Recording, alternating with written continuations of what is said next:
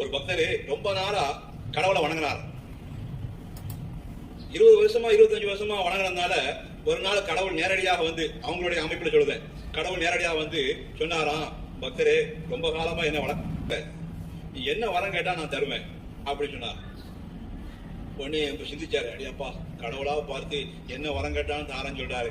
அப்படி சிந்திச்சு அப்படியே மிதக்கும் போது, எண்ணத்துல மேலான எண்ணத்துல மிதக்கும் போது கடவுளை குண்டத்துக்கு போட்டார். நான் என்ன கேட்டா, நீ என்ன கேட்டாலும் தருவேன், ஆனா ஒன்னே ஒரு சேர்த்து, உனக்கு நான் எதை தருவேனோ அதே மாதிரி 2 மடங்கும் அடுத்த கொடுப்பேன் நான். உடனே சிந்தனை மாறிச்சு, அடையாப்பா 20 வருஷமா நாம கடவுளை வணங்கி நமக்கு 1 லட்சம் சொன்னா, வணங்காத இருக்கின்ற நம்ம அடுத்த 2 லட்சம் கிடைக்கிறதா, நமக்கு 5 லட்சம்னா அவனுக்கு 10 லட்சம் கிடைக்கிறதா, அப்படியே சிந்திச்சு ஒரு பிட்டதிக்கு போட்டான்.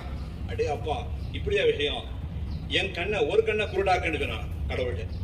அப்புறம் என்ன அர்த்தம், என் பக்கத்து வீட்டுக்காரனுக்கு 2 கண்ணு போகணும்.